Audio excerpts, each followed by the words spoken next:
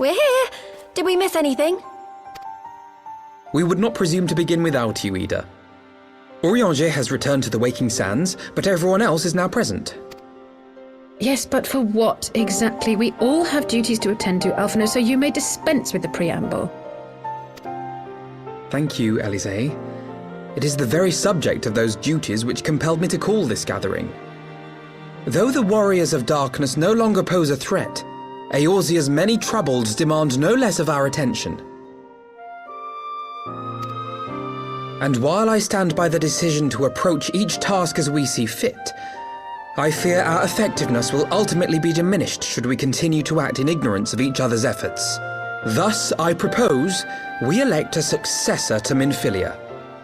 Not to serve as a fully fledged antecedent, perhaps, but as a coordinator of operations. Is that all? Well, then the decision seems clear. No one else has shown any enthusiasm for the role, and judging by your performance at our previous meeting, you would seem the perfect candidate. You always did have a flair for politics.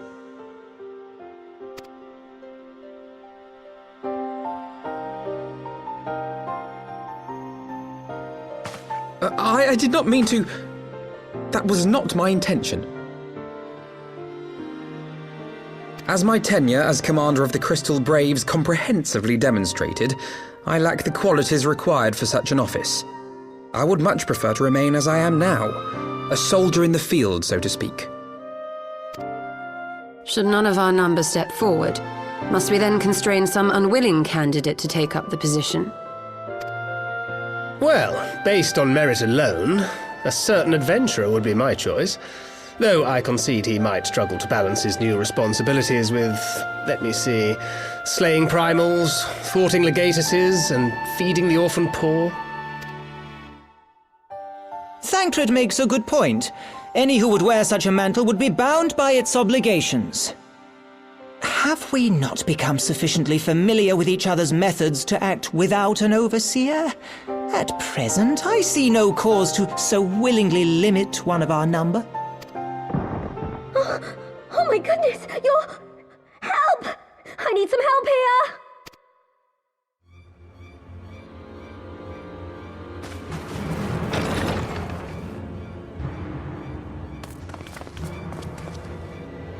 Tataru, are you all right? Me? I'm fine. It's this poor girl who just staggered in and collapsed on the floor that I'm worried about. Narco! God, how did you... You stole her! Please, you have to help her! Kral, a hand if you would. Let us see about closing these wounds.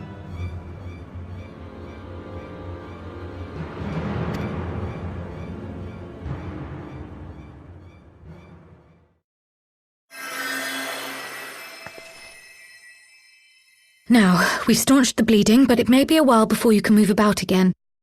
Though having seen your wounds, I'm surprised you are still moving at all.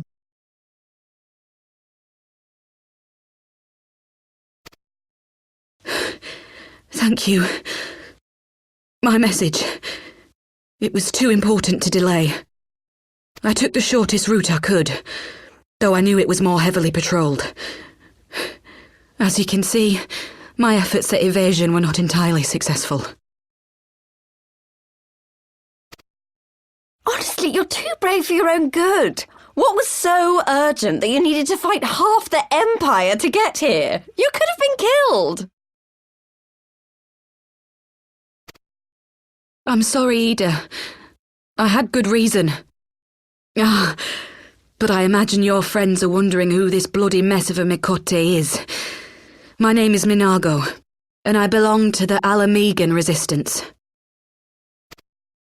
I came to warn Ida and Papalimo about one of our leaders. A man who calls himself the Griffin. He's always been dangerous, but he's planning something new. Something reckless. The Griffin, you say? I've heard the name. Rumour has it your man is eager to test his claws. Aye, and on no easy target. He means to assault Belsar's wall from the Alamegan side.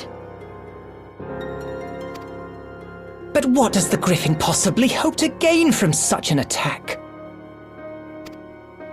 From what I understand, he wants the fires of war to spread to Eorzea.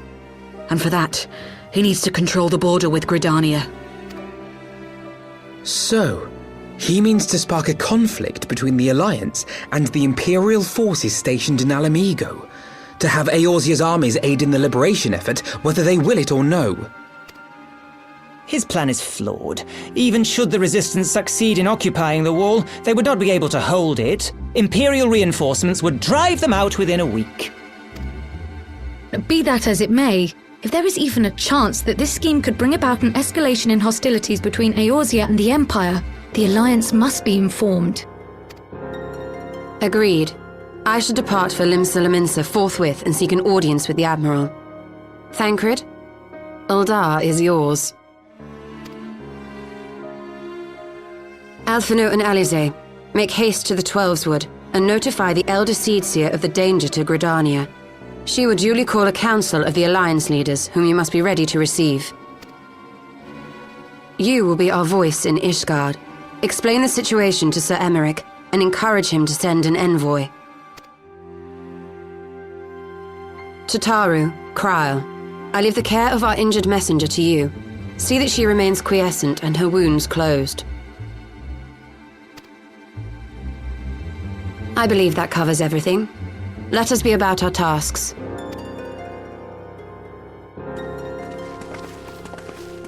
I suspect the ill tidings from Gyr Abania will be held as a turning point.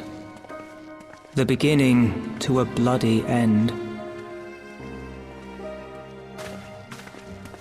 The business of war was ever conducted with the coin of self-sacrifice.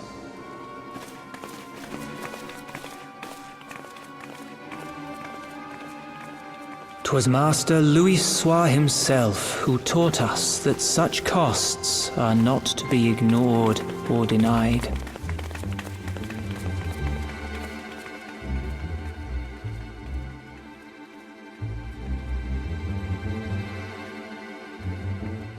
And so, I shall embrace them. When the time comes, I will make my choice, as you will yours.